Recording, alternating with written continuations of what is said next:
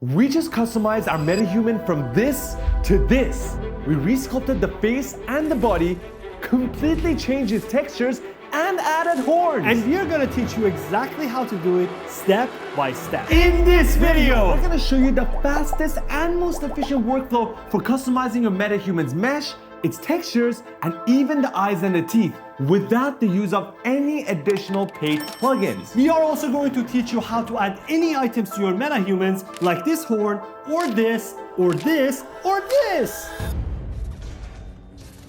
This is Darth Maul from Star Wars, created by using Farhad's MetaHuman. That means I went from this to this to this. But there's no way you can customize it to look like this in Unreal Engine alone. You are going to need to customize them outside in Blender and Substance Painter. Even if you're a beginner, don't worry, because we're gonna walk you through every step of the way to make sure you don't hit any roadblocks. Let's go! First, we need to find references for the character we're trying to create. In our case, it's Darth Maul. For the mood board, we're using a free software called PureRef. Open Unreal Engine and begin with a blank project. First, you'll want to add your MetaHuman to the scene. You can either use one of the existing DNAs in Quixel Bridge or choose one that you've already created. We previously showed how to create your own MetaHuman in another video, so feel free to watch that if you're interested in creating a custom MetaHuman. Since we want to work on the exposed body, you are going to need to download a MetaHuman that is not wearing any clothes and preferably has slippers on. Locate your MetaHuman in the content browser and drag its blueprint into the viewport. Next, head over to the details panel and reset the location. There he is, stuck in the floor. Create a level sequence because that's how we are going to export the character. Oh, look at his feet! He's got slippers on. Let's remove it. Go inside the character blueprint. In the viewport, go ahead and select feet. In the details panel, under the skeletal mesh asset, you should see the slippers. Go ahead and reset it. Compile, save, and exit this window. Check the feet, the slippers should be gone by now. Drop your character into the sequencer by selecting it in the viewport, then hit track, actor to sequencer, and you should see add BP dash your MetaHuman name. Right-click the character blueprint and select export. You'll be exporting an FBX file. Simply choose your preferred save location. Remember to uncheck vertex color and level of detail while ensuring export morph target is selected. These morph targets are similar to shape keys in Blender. We are going to use them for our customization process. And now it's time to export our face and body textures. The process for the body material is straightforward. Go to the MetaHuman blueprint, select body in the left panel. In the details panel on the right, locate the M body synthesized material. Click on the magnifier icon to find it in the content browser. Open the material and find the base color and normal map. Start with the base color. Locate it using the same magnifier icon. Then right-click, choose Asset Actions, and select Export. Follow the same steps for the normal map. For the face textures, you can access all of them directly in the face folder within your MetaHuman Blueprint folder. But if you can't find them, here's an alternative. Open your MetaHuman blueprint and select face on the left panel. On the right, you'll see a list of materials used for the head, including eyes, teeth, and etc. We're only interested in the face itself, so head synthesized baked is the material we need to locate in the content browser. You'll notice that the face materials have multiple versions for different LODs. That stands for level of detail. The higher the LOD number, the lower the quality. We need the highest quality, so choose the version without any LOD designation. We'll explain more about LODs later in this video. Once you open the material, you will notice hundreds of settings. Don't be overwhelmed. They're there to ensure our MetaHuman face looks photorealistic. Scroll down till you see the color maps. Yes, I said maps because there are multiple of them. And now, scroll down to see the normal maps. The reason why MetaHumans have multiple color maps and normal maps is because while they're being animated, the engine will actually blend in between these different maps to increase photorealism. The various color maps represents different states of blood flow under the skin, exaggerating the redness in areas where the face is wrinkled. On the other hand, the alternating normal maps represent the actual changes in wrinkles on the face as we move the muscles around. And now, let's locate all of the base color maps. The suffixes you're looking for are main, 1, 2, and 3. Shift select all of them, right-click, choose Asset Actions, and then export. Follow the exact same process for the normal maps. With all of our exports complete, it's now time to close Unreal Engine and move to Blender to start our customization. Let's go. Inside Blender, if we import the FBX file of our MetaHuman, we will notice that the morph targets, also known as shape keys, are not imported correctly. To get Blender to recognize these morph targets properly, we need to convert our FBX file using a free software called Autodesk Converter. You can download it from the link in the description. Open the software, drag the FBX file into the Autodesk Converter, and click Convert. This will automatically create a new folder containing a new FBX file in the same location as the original file. And now with our newly converted FBX file, let's import our MetaHuman once again. And there we have it. Our MetaHuman is now in Blender. To view the MetaHuman more clearly, you can hide the armatures by pressing H. Check the face and you should see all the shape keys on the right side. Let me explain to you how this works. We'll be using the power of shape keys to transform the mesh of our MetaHuman. This means that we'll be adding entirely new shape keys while preserving the ones that the MetaHuman currently has. This way, everything is reversible and non-destructive, and we're not actually changing the original mesh. If you aren't familiar with shape keys, think of it as snapshots of the location and arrangement of vertices that make up a mesh. For our purpose, we're going to be adding a new shape key to the head and a new shape key to the body, and we'll add all of our adjustments on top of these two shape keys. For the body, since there's no base shape key, click on the plus icon twice. This ensures that the original mesh shape key becomes our main layer. Rename the second one to a name of your choice, which is going to be our altered mesh.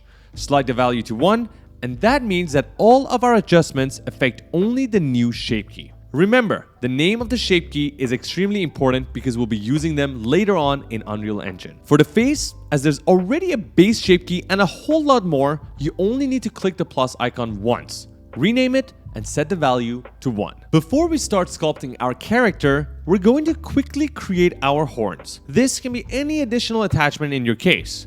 Goggles, belts, hats, glasses, earrings, whatever, you name it. Let's begin our low poly sculpt. This is the stage where you add all of your high level adjustments, like pulling the ears, thinning the nose, enlarging the head, or perhaps giving your character a more muscular and buff appearance. However, since MetaHumans are optimized for real-time performance, their mesh isn't exactly dense, meaning you're limited in terms of detail here. And for this stage, we don't want to go ahead and change the topology and add subdivisions to our model. But don't worry, that's solvable. For all of your fine details, we'll leverage the power of normal maps. That means we'll bake in all of our highly detailed additions later during the texturing process. Problem solved. Let's start sculpting. Our tip here is to mask out the seam between the neck and the body. This way, we avoid destroying the connecting edges and save ourselves the trouble of trying to piece them back together later on. The reason we are not joining them is that during import to Unreal, the body and the head need to be separate meshes, and combining them can complicate the process. Don't worry about the areas that lack detail and restrict your sculpting. We can always address these areas later during a normal map baking process. For Farrod's MetaHuman to look more like Darth Maul, we need to make him much more muscular. What are you talking about? I'm muscular. Get out of here. We'll pull some references to accurately shape the muscles. We've given him a more defined chest and abs, enlarged his shoulders, and widened his lats.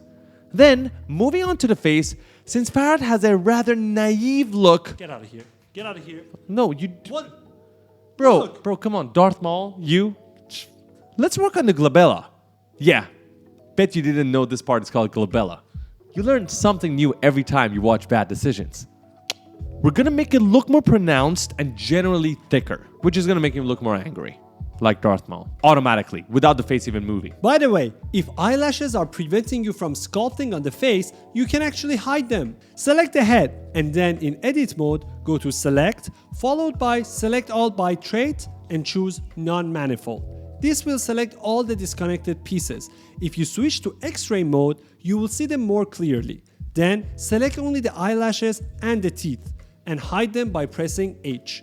We ended our sculpt with some minor changes to the lips and horns. Believe it or not, we are done with the mesh customization. Let's take everything back to Unreal and switch the bodies. If you don't want to customize the texture, your job is pretty much done. We are going to export the head and body separately, just like how we initially exported them separately from Unreal Engine. But there is something that we need to keep in mind: the naming convention. For each export, ensure that both of these are named root, as Blender automatically adds suffix at the end. First, for the body, shift select the bone and the mesh in the viewport.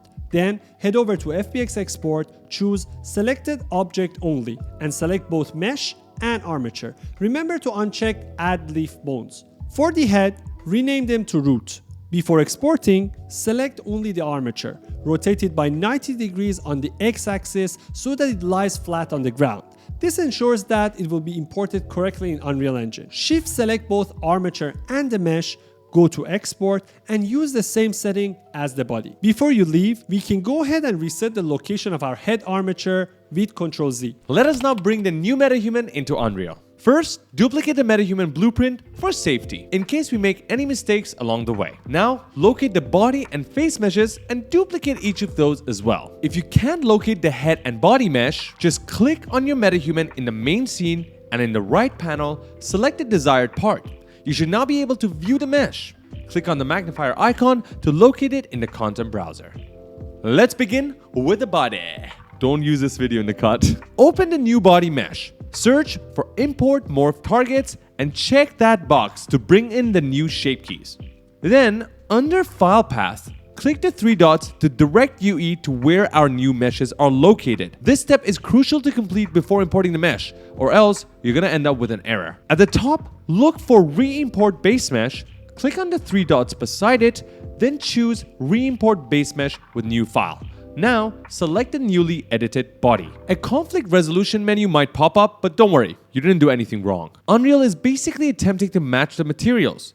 Honestly, this step could be automated, as all you need to do is right-click the materials in the right column and then match the names to those in the left column. Keep doing this until they're all green, and then click Done. Under the Morph Target tab, your new morph target should appear. If it doesn't, simply close the window and reopen it. You should now be able to see the morph target that you created inside Blender. You can test it by dragging the slider. Let's do the exact same thing for the head mesh. Duplicate the head mesh, open it, repeat the same steps. Import morph targets, choose the file path, and re-import base mesh with the new file. Since the head has a lot of bones, this is gonna take a while longer, so be patient, Padawan. This time you will definitely see the material conflict menu, so match all of the names. Et voila! You should now see your morph target at the very bottom of the menu. Test it out with the slider. Now, let's return to the duplicated MetaHuman blueprint and head over to the Viewport tab so that we can see the MetaHuman. On the left side, select the body. Then, on the right side, under Skeletal Mesh Asset, you can select the new body mesh. Let's do the same for the face. Click Face on the left side, and then select the new head mesh from the Skeletal Mesh Asset on the right side. At this point, you should see all your facial hair messed up. If not, redo the final step. What the hell? Yeah, that's actually normal. It's a good thing that your hair is all messed up. That means it's working. This technically happens every single time you switch out the head mesh because Unreal doesn't know where to put the hair. In our case, since Darth Maul has no hair, we can just remove all of the Groom assets by selecting the desired asset and hitting the reset key. However, your case might be different and you might need all of your hair fixed. So before we start, let's go ahead and talk about the Groom assets so that you fully understand the concept. Under the Face tab, every MetaHuman comes with 6 Groom slots: eyelashes, pitch fuzz, eyebrows, hair, mustache, and beard. Each of these slots can hold 2 variables, the Groom asset and the binding asset. Think of the Groom asset as the actual hair model, and the binding asset as the tape that tells Unreal where to place the hair. If your hair looks weird now, it's because when you imported the new head mesh, Unreal retained the Groom assets, but lost its binding assets, the tape. You just need to repeat the same process for all 6 Groom slots. Select any of the Groom assets to begin with, then on the right panel, click the magnifying glass icon to locate the Groom asset in your content browser. Right-click on the asset and select Create Binding. For the target skeleton mesh, assign the new head mesh so it can be properly taped. Click Create. Once the binding asset is created, it will be highlighted in your content browser. Select it, and then click the arrow button to replace the old one with the new binding asset. Just like that, you're good to go. Now, repeat the process for all the other slots. Remember to compile and save. It's beneficial to learn about this Groom concept so you can create any hairstyle in Blender and then add it to your MetaHuman. If you guys want to have a tutorial on that, let us know in the comments. Okay, let's bring our new MetaHuman into the scene. In your main level, drag the new MetaHuman blueprint and bring it into the scene. You won't see the morph targets initially. Why? Well, we've got to activate them. To activate them, we need to return to the MetaHuman blueprint. Make sure you're in the Event Graph tab from the top and look for the very last node on the right side. It should read Set Update Animation in Editor. Then pull it and look for Set Morph Target Face. And then let's pull another node and look for Set Morph Target Body. This process is essentially telling Unreal to use the very shape keys we created in Blender, like the sliders that we were playing with. We need to insert the exact names, so if you don't remember them, follow us. Go ahead to the head mesh and the body mesh, find the morph targets, right-click, and copy the exact names here. Then go ahead and set the values to 1. We also need to create 2 custom events, following the same name as the morph targets. Then go ahead and connect them to the set morph target nodes. Your nodes should look exactly like ours. Once you're done, press compile.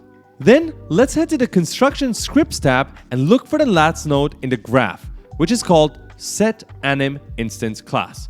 Pull it and look for the custom events we created in the previous tab. The custom events have the same name as your morph targets. Whew. We're done. Save and let's go back into the main level. Just look at the difference between Farhad's original MetaHuman that we created using the MetaHuman Creator versus the one we changed the shape of within Blender. And guess what? We're not even done yet. We have so much more we can do with the MetaHuman. So let's continue. Farhad, you look good. Not in real life. As a MetaHuman. Now, if you try to move closer and further away from your MetaHuman, that was the opposite, but you get the point, you will realize that your MetaHuman goes back to the original version and then you'll lose some detail, and that is because of LODs. Ha! Now we're gonna teach you LODs. Pay me some money.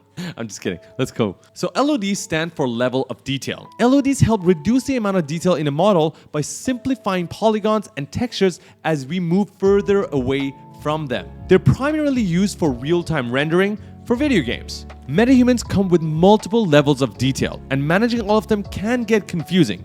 Assuming that, like us, you want to use your MetaHumans for cinematic purposes, you're probably only going to use the highest quality, which is LOD 0, and that's what we're going to use. And since we customize the mesh only with the highest level of detail, using anything lower than that will revert our mesh back to the original MetaHuman. And to fix this, open your new MetaHuman blueprint, and on the left panel, under all of the meshes and the Groom assets, you should see LODs. Go ahead and click it and look to the right. You see those 2 values? You want to go ahead and set both of them to 0. All right, we're done with our mesh customization. Congratulations! Now it's time to go back into Blender and prepare our mesh for that high poly sculpt so we can go ahead and fine tune the details, take it into Substance for texturing, and get it done. Let's move on. Back in Blender, our current collection represents the original low poly mesh that we will use as a base for our texturing in Substance Painter. But let's go ahead and duplicate it one time so we keep this original as a safety. Additionally, we can create a super high poly version to sculpt in fine details. So let's duplicate the original collection one more time. This high poly collection will be used later in Substance Painter to bake our normal map. This technique involves taking all the detail from a high poly model and then, through a process called baking mesh maps, create a normal map which provides all those subdivided details at no additional cost, using just a single texture. Name the first collection LP, which stands for low poly, and the second collection HP, which stands for high poly. We don't really need the low poly collection here anymore, other than just exporting it as a base for our texturing, so we'll hide this right now. Let's only keep the high poly collection and hide the armature so that we can see the body. Before we start sculpting, we need to do 2 things. First, we're going to hide the eyes and the lashes because they're going to be a disturbance. Second, we'll join the face and the body so that it will be much easier to sculpt on top of one mesh. To hide the eyes, first select the head mesh and go into edit mode. Then, go to the Materials tab, highlight the first material, and click Select at the bottom. This should highlight our face mesh. Now, simply press P and choose Separate by Selection to detach the head from the eyes and the teeth.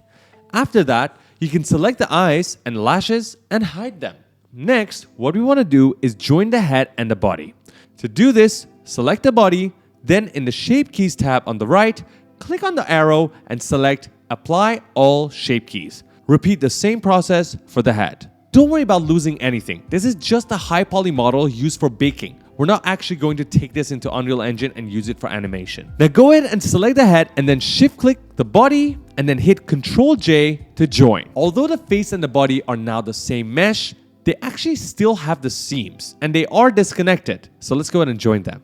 Go to the edit mode and then on the top left, hit select, then select all by trait and then non-manifold. Then go to X-ray mode and deselect the facial features by Control and drag. We don't need them joined. Now we're gonna hit M and merge by distance to connect them. To ensure we've connected everything, select non-manifold again, and if you notice any vertices left, go ahead and click them and hit M to merge by distance. You can also drag the slider at the bottom to adjust the setting if your vertices are non-merging. The only things left as non-manifold should be the eye and mouth area. To begin sculpting, let's go ahead to the Modifiers tab.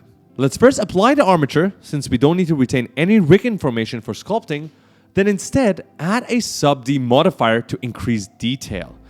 I'm gonna do 2 levels, but you can go higher if you like. Apply the modifier, and now we have a beautiful high poly mesh ready for sculpting. We started by smoothing out the connecting points between the head and body mesh. Then we started giving definition to the areas of the body where we lacked details in the low poly model, like the obliques, ribs, and the abs area. Finally, we added detail to the connecting point between the horns and the head skin. A word of caution, although you can add crazy details to your high poly model, remember that it still needs to overlap with the low poly model for the baking process. If it doesn't, your bake in Substance Painter might not turn out well. It could end up looking like this, and you will end up pulling your hair. Now that we have our sculpted high poly mesh ready, let's hide that collection and prepare our low poly mesh collection for exporting into Substance Painter. In the low poly collection, hide the armature. We are going to repeat the same process as we did earlier for the high poly mesh in order to separate and hide the eyes and teeth. We don't need them for texturing. Select the head, go to the materials in the edit mode and select the very first material. Hit P on your keyboard and separate the mesh. Then hide everything but the head. We are also going to apply the shape keys to the body and face before joining them. Let's also head to the modifier tab for both and apply the armature since we don't need the rig information for sculpting. Let's join the head and body together with Ctrl J. Just like before, go to the edit mode, select all by trait, non-manifold, deselect the eyes and teeth area, hit M, merge by distance to merge vertices. Substance Painter doesn't look at your meshes for categorizing, but rather your materials, and we have too many of them that we don't need. We are going to first delete all the unused materials. Just head over to the little arrow icon in the Material tab and hit Remove Unused Slots. We are left with 2 materials, one for the body and one for the head. Now, in Edit mode, select the materials and only keep the one for the body. Delete the remaining. You should end up with only 1 material. And now we're going to export the low poly and high poly mesh. For the low poly, select the body, export as an FBX, check selected objects only, and mesh, add a suffix of LP so that it will be recognizable later as the low poly. Hide this collection and unhide the high poly. Hide the armature, hide the eyes, the teeth, and then export using the same settings, but with a suffix of HP, which stands for high poly. And now our MetaHuman is ready to be textured, but you're probably wondering, what about the horns or any additional item in your case? Well, to keep things simple, we're gonna texture them later on separately. So let's keep going. Yes, we made it to Substance Painter. Let's load our base low poly model. Go to File, New Project, and as for your template, select Unreal Engine 4 Starter Assets. Document resolution will be at 4K, and then locate your low poly file in the browser. Make sure you are using UV tile workflow, which are UDIMs, and that auto unwrap is unchecked. Auto unwrap is unchecked because we don't want to go ahead and change the original UV maps that the MetaHuman comes with. And as for UDIMs, let's talk about it and explain to you exactly what those are. UDIMs are a texturing method that divide the UV space of a 3D model into multiple tiles, and the naming goes from 1001 to 1002 and so on and so forth. This method allows for high quality complex texturing without compromising on performance. And guess what? MetaHumans use it. If you look at your scene, you'll see your MetaHuman untextured, and if you've enabled the 2D view, you'll actually see the two UV tiles for your MetaHuman, your face and your body. Now, do you remember we exported multiple base color maps and multiple normal maps from Unreal? Well, as for now, we're only going to need the main level exports. We won't be touching the level 1, 2, 3 for now. So let's see what main level exports we had. We had one color and one normal map for the face, and one color and one normal map for the body. Total of 4 textures. Now, to import these textures, we need to rename them to follow the UDIM tile workflow. If you look at the UV tiles in Substance, you will see that the face lies in the 1001 tile and the body in 1002 tile, and we need to define that for Substance Painter. All you want to do is add a .1001 suffix to the face textures and a .1002 suffix to the body textures. Here is ours. Now, let's go ahead and drop our main textures onto the MetaHuman. The naming convention of UDIMs permit you to only have to import the 1001 suffix, and the rest will automatically be loaded. In this case, our 1001 suffix belongs to the face maps. So let's select those, which is the color and a normal map, and drag and drop it into the library. Name them anything you like and define them as textures. As for resource allocation, the 3 options allow you to either save these textures for one current session, for this project, even if you come back to it later, or forever in Substance Painter. We want to keep it only in this project, so let's select the middle option. On the left side, you should now see 2 texture maps with the number 2 written on them. The number 2 represents the number of tiles we have textures for, and so in other words, we have 2 normal maps and 2 color maps, which is exactly what we need. Let's go ahead and add them to the MetaHuman. On the right side, within our Layers tab, we have a default paint layer. Let's remove that and add a fill layer instead, which will encompass the entire body. The layer system here works similarly to Photoshop. You can stack them on top of each other and blend in between them to create your desired look. Let's go ahead and drag our color map from the Assets panel all the way to the Properties and drop it on the Color tab. And see, we've got the color in there. Easy, right? Let's do the same for the normal map. Drag the normal map from the left and drop it on the right. And now my favorite step, baking the high poly details to the normal map for our low poly model. This is black magic, and you'll see why in a second. Head over to the Texture Set Settings tab on the right and look for Mesh Maps. Under Mesh Maps, we have all sorts of maps like the normal map and ambient occlusion map, and all of them are empty. So let's go ahead and bake them. Click on Bake Mesh Maps. On the top left side, we can see the Mesh Map settings.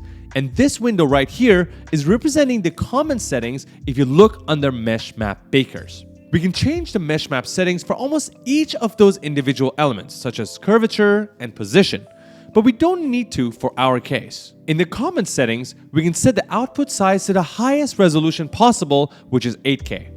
However, since this will increase the baking time, you can always test your bakes with a lower resolution to check for issues before a final high-res bake. Under High Poly parameters, load in the High Poly export that we exported from Blender. You should be able to see the 2 meshes on top of each other with an extra translucent mesh that defines the max frontal distance. This setting is essentially telling Substance where to shoot the rays from for the baking information. This is the value you'd have to experiment with in order to print the high poly sculpt onto the lower poly mesh. The tip here is to go for the lowest value possible. You'd have to reduce the value until you see exposed red marks.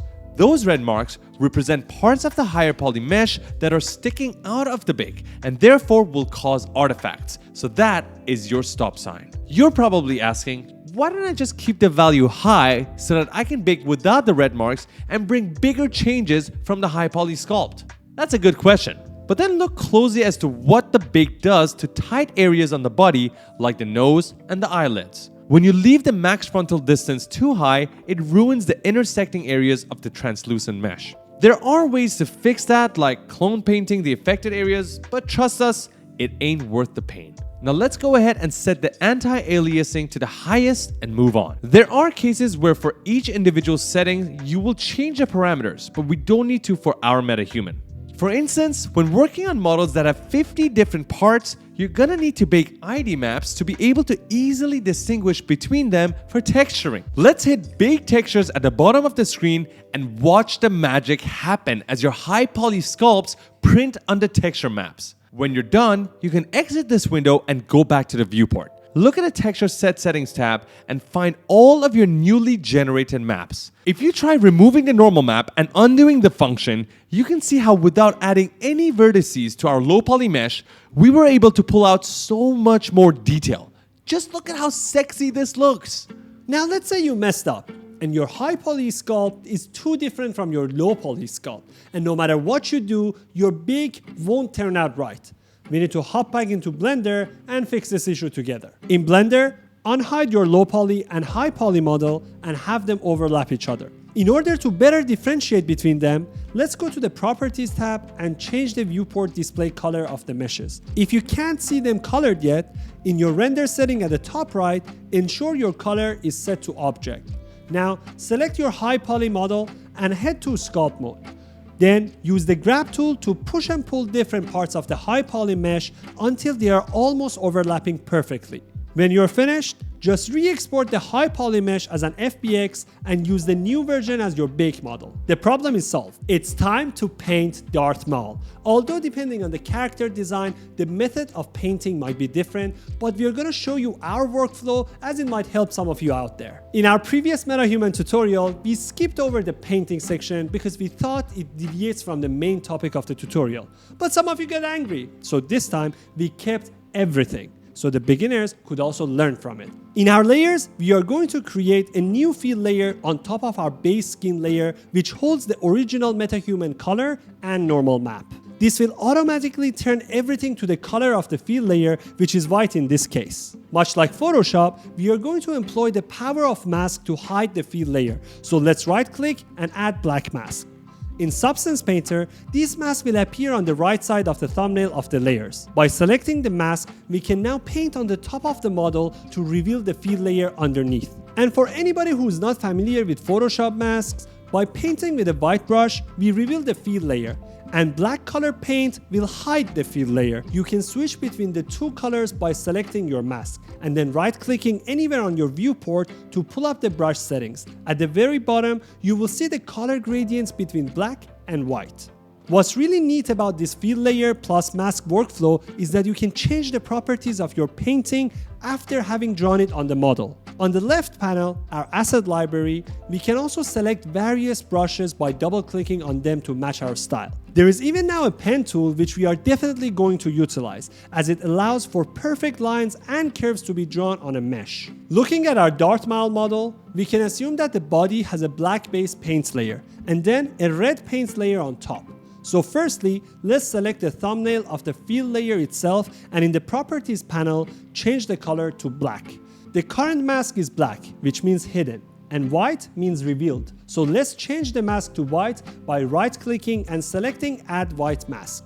To be more precise with our colors, we can even use an eyedropper to select a color from a reference image. Now for the red patterns, let's add another field layer. Let's add a black mask to hide it. Then let's select the thumbnail of our field layer and change its color to red.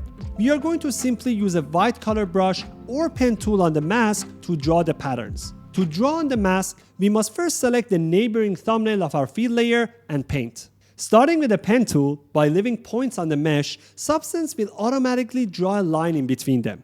We can then control the size of these strokes, move the points, and even remove them. We can even create linear or curved lines to have more flexibility. This is perfect for drawing patterns or even stitches on clothing. Luckily, the patterns on Darth Maul are symmetrical. So let's turn on the symmetry function from the top bar, and voila! Just like that, we save half of our time. With the pen tool, we can begin drawing our initial patterns. Then, whenever we need to create new strokes, we can look for the Paths panel at the top left. We can right-click any of our paths, duplicate it, then remove the points we don't need and continue putting new points down.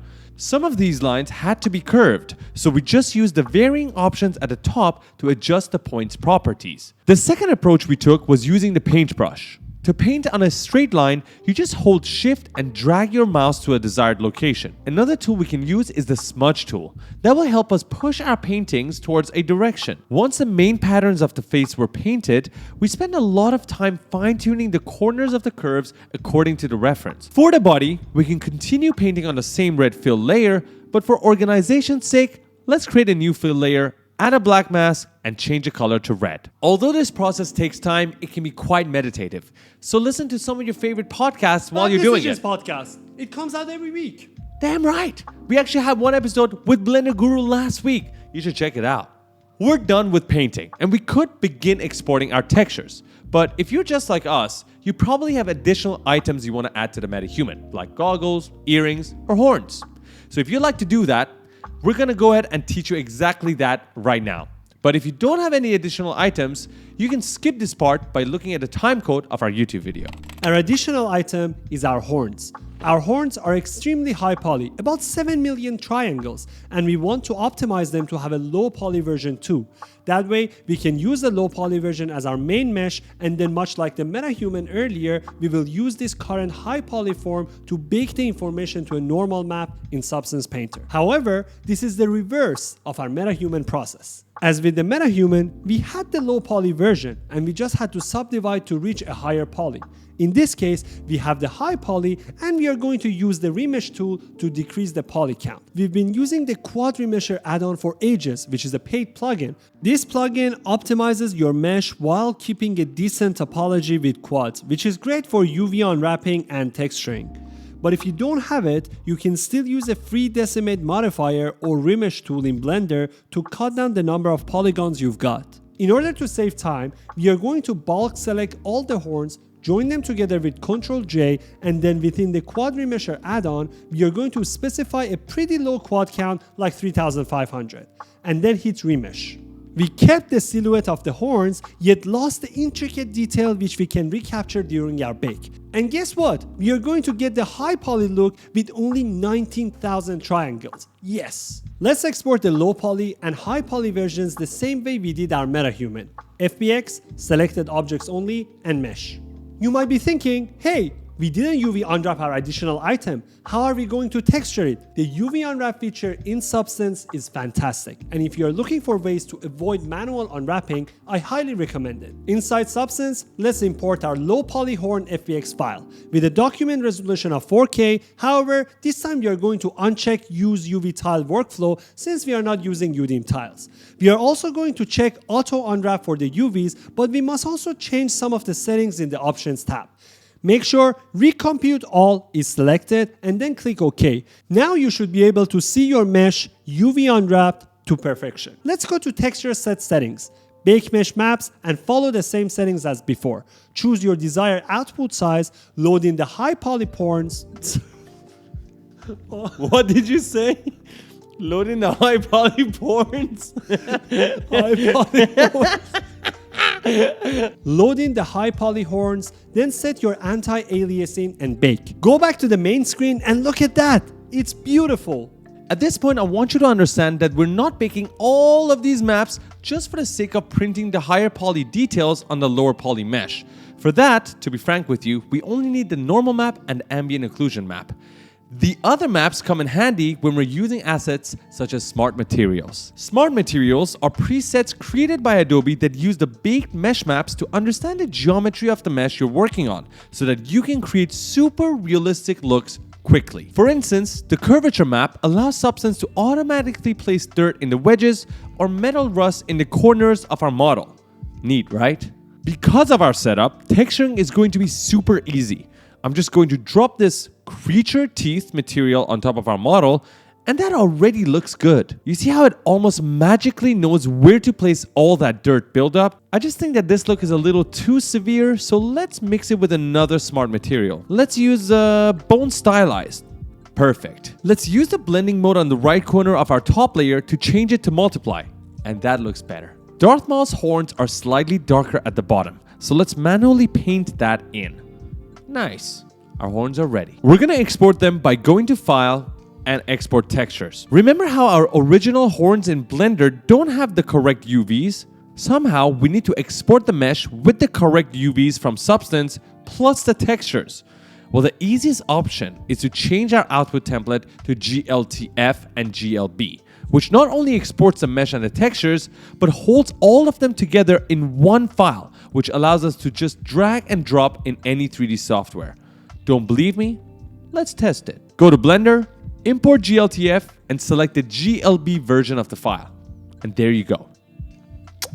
Quick question. I know we're not talking about clothes for MetaHuman in this video, but do you guys want to see that kind of tutorial? Let us know in the comments. And now it's time to export our MetaHuman textures from Substance Painter and import them to Unreal Engine. This part, especially confusing for first-timers and beginners, so we're going to break it down to the simplest form possible. In your File Explorer, go ahead and create 4 folders, one for each level, and call them Main, 1, 2, and 3. And then within each folder, let's create 2 other folders for the resolutions we want to export in, 4K and 8K. Remember how for the MetaHuman head, we had 1 main color and 3 extra levels for blood flow? And for the normal, the same thing. 1 main normal map and also 3 extra levels for wrinkles. Then for the body, there's just 1 color map and 1 normal map. You got it until now, right? Let's continue. If you've paid close attention to our first step in Substance Painter, we imported our main skin color and normal map for the head and the body. Then we performed all of our painting operations on top of the main color and normal maps. What does that mean? That means that when we export the textures, we're only producing the main color and normal map. In order to maintain the extra blood flow and wrinkle maps, we need to switch the base layer underneath everything with level 1 and do an export, then level 2 and do an export, and then level 3 and do an export.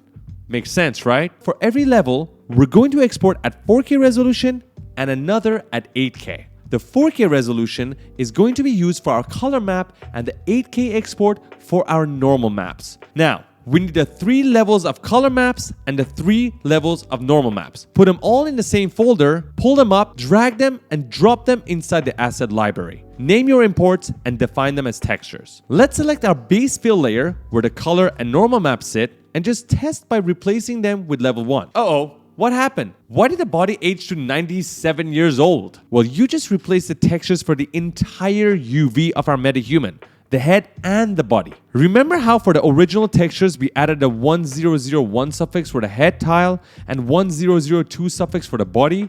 Since we don't have that now, let's first undo our actions and then let's separate the base fill layer into 2 parts by duplicating it. Once for the body and once for the head. Then we can isolate and define the applied textures to a specific UDIM tile by clicking this dotted square box beside the layer. For the face, I'm going to uncheck 1002 since that is a tile for the body, and vice versa. For the body, I'm going to uncheck 1001 since that is a tile for the face. Again, we're doing all of this because the body only has a main layer. We want to apply all of these new textures only to the face. Now let's test by dropping one of the normal maps onto the face layer. And voila! Now this might be the perfect setup for you, but we've got a problem because we have a black and red paint layer covering the entire face and body of our MetaHuman. And let's take a look at what happens when we change the base color map. If we test out any of the color variations, we see no difference. But see what happens when we have no black paint on top? We need to fix this. A workaround in this scenario is to pull up the body and face fill layers above everything else and then change their blending mode to multiply. And now if you change the base color, you'll see the difference. Now to start exporting, let's undo and go back to the original color and normal map. Let's head to File, Export Textures, select Unreal Engine 4 Packed, PNG at 4K resolution, and export in the main 4K folder. When you're done, switch the resolution to 8K and then the export destination to main 8K. And now we need to switch to the first level variation of our maps. Drop the color and normal map and then head to export. Switch the resolution to 4K and destination to folder 1 and export. When you're done, switch the resolution to 8K and the destination to folder 1 and export. You should get the flow by now. Let's replace the fill layer with the level 2 variation maps. Go for export and switch the destination to 2 at 8K. Switch to 4K resolution and export to 2 in the 4K folder. We're down to our final level. Switch to color and normal maps and let's hit export. Let's do 4K first for level 3 and lastly 8K. We're done! Yay! Let's replace the fill layers with the original, then save and quit. If you check any of your folders, you will notice that there are many textures that we won't be needing. So we need to delete the redundant files and organize them for ease of importing into Unreal. For the main level in the 4K folder, we will keep the head and body color maps. And in the 8K folder, we will keep the head and body normal maps. For level 1, 2, and 3 in the 4K folders, we will only keep the head color map. And in the 8K folders, we will only keep the head normal map. You're basically getting rid of all of the ORM files, which stands for your occlusion, roughness, and metallic, and some of the normal and color maps, depending on which folder you're in. We're also going to rename all the textures one by one based on their folder structure and levels.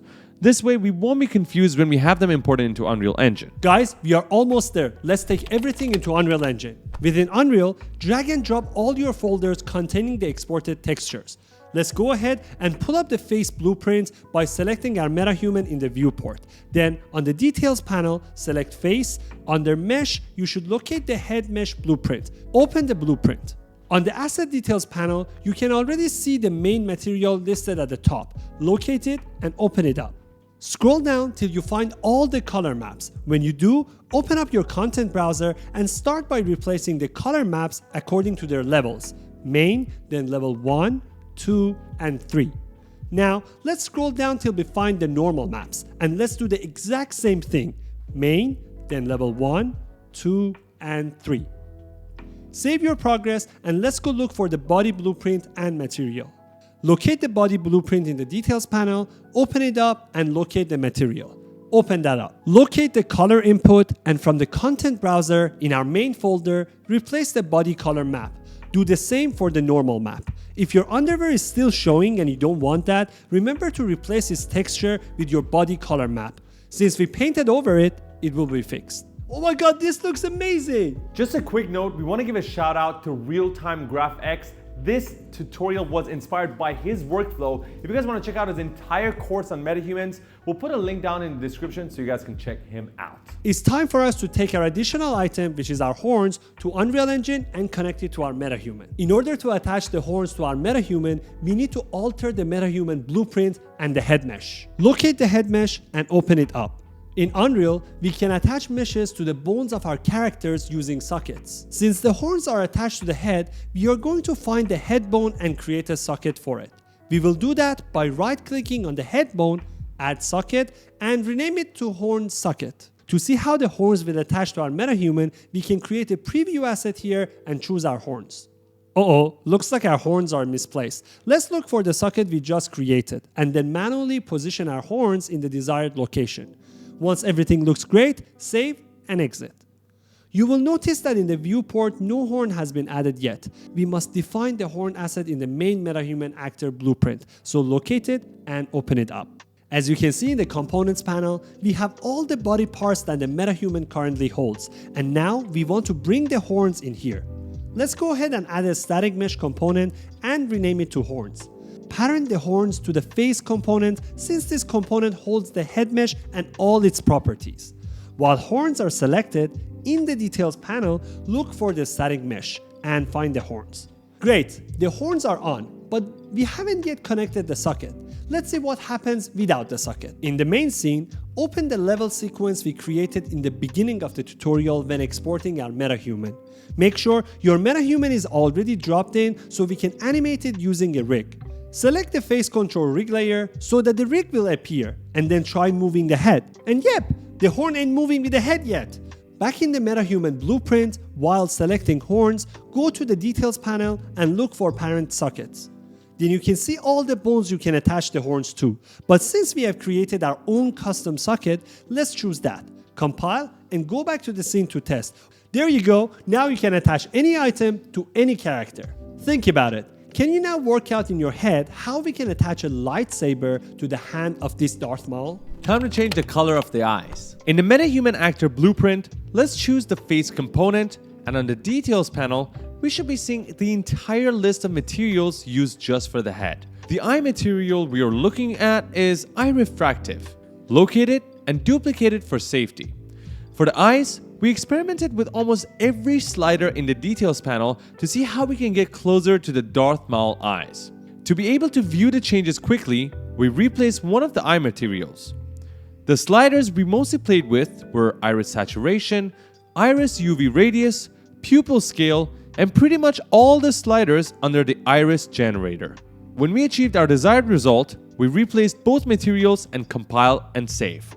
That looks good. Now let's move on to the teeth, our final part of customization. Darth Maul has this dirty teeth look. Looks like he just chugged a bottle of oil sludge. Much like the eyes, the teeth also have some adjustable parameters in the engine, but they're not going to be enough for our super specific look. We're going to use Substance Painter to alter the teeth texture, and for that, we're going to need to work on the base color. In the MetaHuman blueprint, select Face. On the Details panel, find the teeth material and open it up.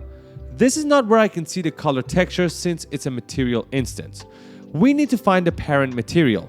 It's at the very bottom. Locate it and open it up. Guess what? There's another parent material we need to find.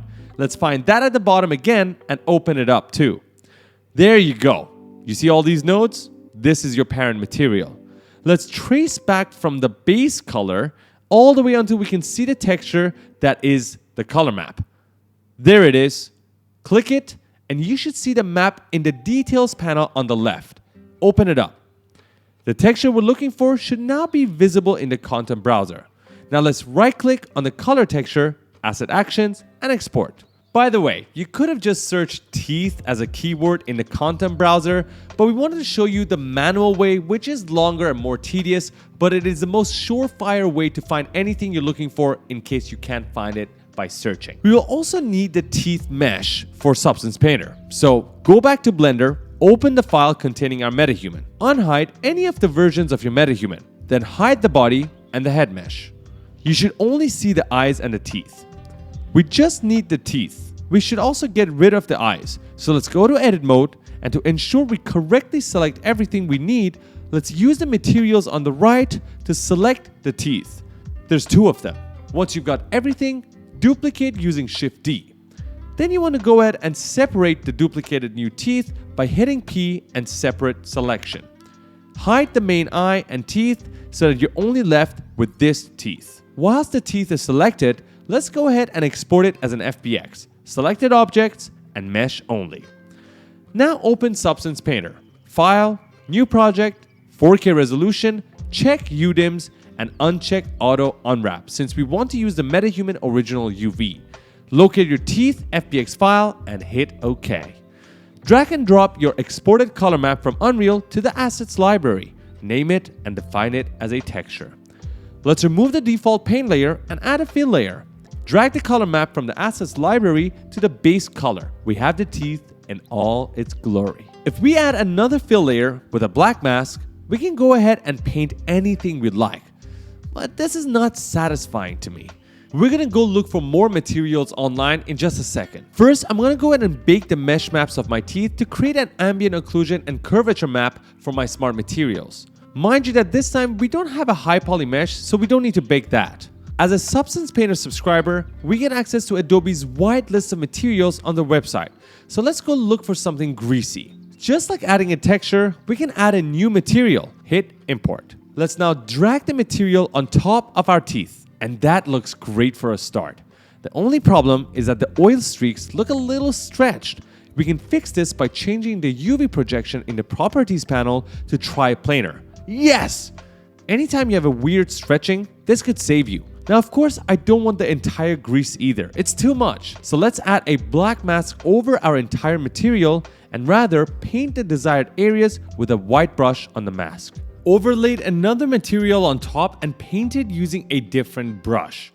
By right-clicking your materials, you can also further customize your look by adjusting levels or even adding filters like blur. After realizing that our oil grease looks too unnatural, we remembered that Substance has this awesome interactive brush that has physics involved. And just look at the difference it makes. After reaching the final look, I realized I didn't quite like the color yet. So I decided to replace the top layer material with just a plain black color. That's perfect. Let's now export our color texture. File, Export Textures, and choose the 4K resolution. Inside Unreal Engine, drag the new texture to the content browser. Locate the same window that contained the parent material for our teeth. Select the texture sample that holds the original texture, and within the detail panel on the left, find the texture slot. Replace it with a newly imported texture. Save and exit. And there you go. You must have a whole new MetaHuman customized to perfection. Guys, this is by far the hardest, the longest, the most complicated video that we have ever done. It took us 3 weeks to just come up with the script, to record, to edit. So I lost my sanity making this video. It's over. It's done. Please, if you like it, don't forget to like it, comment, and subscribe to our channel if you haven't. I'm not joking, guys. We've been working for about 3 weeks, day and night, to finish this for you guys. Longest tutorial we've ever made, hardest tutorial we've ever made, but we knew it had to be done. Since our last MetaHuman video, it's been about, how long now? 3 months. 3 months, and you guys have been asking for this, and this is not over. We've got more coming your way, so if you want to see them, like Farad said, subscribe, and we'll see you guys. And let us know in the comment which MetaHuman tutorial you want us to do next, so Yes. we know exactly. Sorry, that's our dog. Yeah, he's also mad. Yeah. It's taking too He's long. hungry. Yeah. We gotta go now. See ya. Ciao.